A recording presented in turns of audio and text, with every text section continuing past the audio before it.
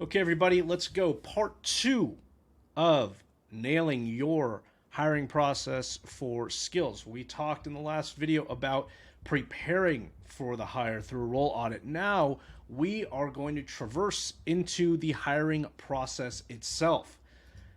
We're going to talk about job description. We're going to talk about the hiring team, the actual process that you're going to put them through, the communications, the decision criteria. We're even going to share probably a very unpopular opinion about references, but stay with us to hear that one, or fast forward if you're feeling anxious. All right, let's start with the job description.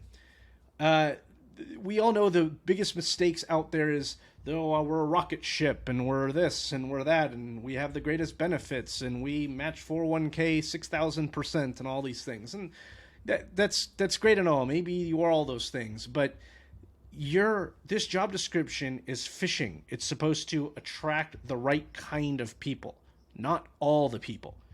And so make sure in this job description that you're talking about the role. What is their typical day going to look like? What are the outcomes that they are there to drive? What are the skills that you value them having? Right? We don't want to say things like, want to have a very good work ethic. What the hell does that mean? We want to say, have the ability to run deep discovery and be able to get down to the quantifiable of why someone is looking to change their current process or solution, right? Be able to talk about these. As we discussed in preparing for your hire, that role audit, as you broke down your conversations, your processes and skills, you have these. Transfer these over here. If you're looking for storytellers, if you're looking for expert negotiators because you have difficult and complex contracts, list the skills you need. Now, hiring team. There's a couple of things that you're looking for. And typically, when organizations are thinking about who's going to be as part of this hiring team, is it going to be HR? Is it going to be the leader? Is it going to be, we're going to have a third person from a different department to see how they work cross-functionally? I would ask you to look at it maybe a little different way. Let's talk about 5 things that you just have to have in here. You have to have somebody who's going to be able to measure their coachability. Sales is a game of inches. We need to try to get our 1% better each day. Those inches are hard to cover. Can they adapt? Can they respond to feedback? Second thing you want to measure is drive. We all know as salespeople, our years go kind of like an EKG. Sometimes it feels like you're on a treadmill going 1,000,000 miles an hour. Sometimes it feels like you're stuck in mud. You got to be able to measure drive. Next is role assessments. The entire role. If you're hiring a full cycle AE and their role consists of prospecting all the way through close, then how in the world can you get by hiring somebody who you haven't seen prospect, who you haven't seen run discovery, who you haven't seen demo some sort of product or run a solution presentation, who you haven't seen negotiate, who you haven't seen overcome objections, who you haven't seen hand off to a counterpart perhaps in support or service or success? Because remember, as we built our role audit, as we built our levers, our onboarding audit, as we understood our gaps, we have to understand, what are we hiring? What is this person in front of us capable of doing? Are we able to move our levers, widen our gaps in order to accommodate someone with these particular skills? Is that risk worth it? This is an area companies do terribly at. Last 2, culture fit. I'm not going to go deeply into this. Whatever that might mean to your organization. If that's something that's important to you, find out who the best person at assessing that might be. And then the last, and maybe outside of the assessments, the second most important, is integration partners. And what I mean by this is, who are they going to be working around? If you're in sales, you're going to be working with marketing. You're going to be working with the peers on your team, maybe colleagues on other teams, IT, maybe finance. Find a way to measure how this person is going to fit in? What's their energy like? What experience do they have that others feel would be beneficial? How do they talk to each other? How do they respect each other? Do they respect each other? Because you want to understand, how does the existing team feel that this person's gonna fit in, and not from a culture perspective, but just from kind of those intangibles. Are they gonna fit? Is this gonna be a good place for them? Okay, job description, hiring team. We've got those nailed. Let's talk about the process. Now, many people will disagree with me on this, but hear me out. The first step in your sales process, however you want to do this, and there are many ways, is you have to test for their skills. And while uncomfortable as it may be, you haven't really built a relationship with these individuals, there's a really simple reason why you have to do this first. It's the only way to get a real view of their raw skills. Because once you've let them in your doors, once you've had conversations with them, maybe once you've done a fit interview or HR's kind of, screened them a little bit, they now start knowing more about your company than they would have if they were just cold prospecting out to you. Well, if we want to see if part of what we want to measure in this role is their ability to prospect out, is their ability to do discovery and run us through maybe a slimmed down version of our sales cycle, and test for the skills that we know are imperative to having success at your organization, then you have to test it up front. So find ways to do that. Now, second piece, after they've passed at whatever gate that you need, again, remember those levers. Hold true to that. Now you want to find out about them. Now keep in mind, just because we finish a skill piece, now if you have some horrible performers, then maybe they're not the right fit, fine. But let's not exclude anyone yet. Now let's find out about them. How do they respond to the questions you have? What do they ask? How do they respond to your responses? How do they hold the conversation? How comfortable do they feel in real life? Whatever you want to ask, let's get into it. Spend a good amount of time here. What's important as a leader, as someone who's going to be on their team, as someone who's going to work cross-functionally with them? What's important for you to understand and know about them? What do you want them to know about you? Next, at some point, you're going to talk about us. They're going to start asking, what's this role really like? And, what's the salary? Hopefully they're not asking that, but, what's the comp package? And how do I grow here? And, what are people attaining in this role today? And who's crushing it? And why are people struggling? They're going to have real questions. And if they're a great seller, they're going to ask potentially some questions that make you uncomfortable. But I will tell you, having made this mistake in the past and see a lot of companies doing this still today, I will urge you, be as honest about the role as you can.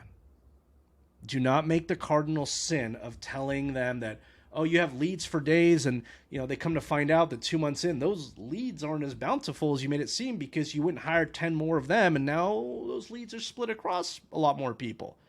You knew this was going to happen. Be honest about it. Tell them what the role really is. Hey, we're going to dial a lot. We're going to send a ton of emails. You're going to get a lot of no's. We sell a lot of stuff, but we're high volume. There's going to be some hard days. Not everyone's hitting their numbers. We're trying to turn that around. Be honest with them, because the second they walk in the door, they're going to know. And they're going to have an opinion about you, having not told them about the reality. And now you're starting at a deficit. Someone who's now excited about where they've decided a place to hang their hat, so to speak, for hopefully a long while, is now questioning if they made the right decision. And that is a horrible way to start their conversion into your company. But also show them the impact and the direction that you're going. Hey, yes, we haven't all been hitting quota. That's why we're hiring. We're up-leveling the type of people we bring in this organization. We've revamped our product, and here are the early indications. Hey, this role specifically is going to help us get to our seed funding, our Series D, whatever it might be. Here's how you specifically are going to impact this, because that's something a lot of sellers miss, is how do my efforts, in my little hole that I occupy in the org chart, how does all that tree up? The more closely you can tie them to that, the more excited they're going to get about their roles, the harder they're going to work with you. And lastly on this, Be honest about where they can go. If you do not have a talent development platform, or not platform, but model or process, don't sell it. Don't tell them that you're making one. If you're a startup and say, hey, you're our guy, when we grow, don't worry, we got a place for you in management, this is just temporary, just be honest with them.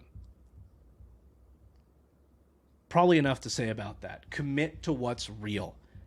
Because once they're in your doors, they're going to see what actually is.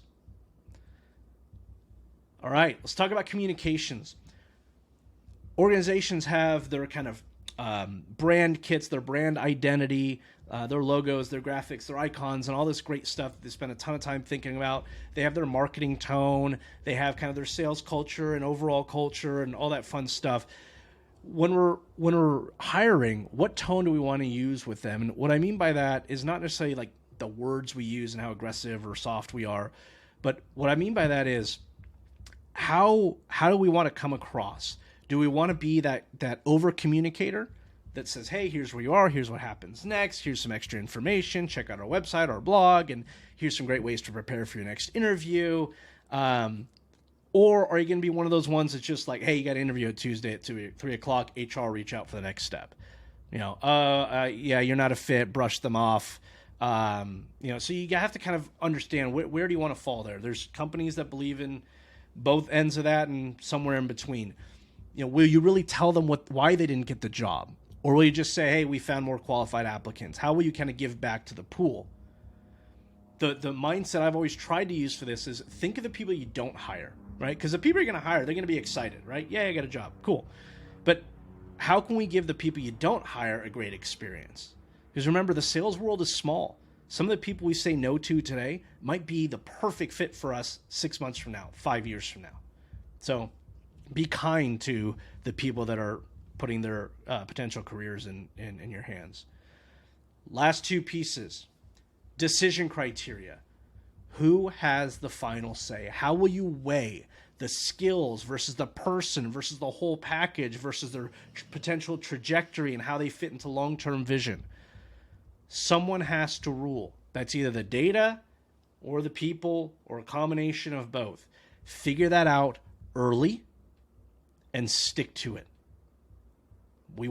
Hiring should not create risk in our ecosystem. It's okay to take risks on certain individuals so long as it doesn't impact the potential and the outcomes that we still need them to achieve. Okay, now lastly, references. I would ask you to change the references you ask for, or at least maybe try to layer this in from time to time as an experiment.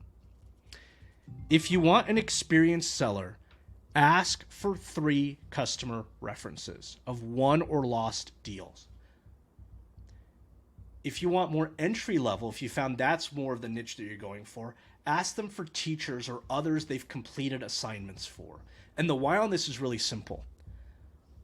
I want to see how they treated customers, how they treated buyers, how they led a sale, how they acted when they won, and how they acted when they lost.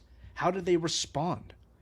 What I don't want is to call their old buddy who managed them a few years ago to tell me that, they'll work really hard and they'll crush it if you just train them right and give them all the tools. It's like, okay.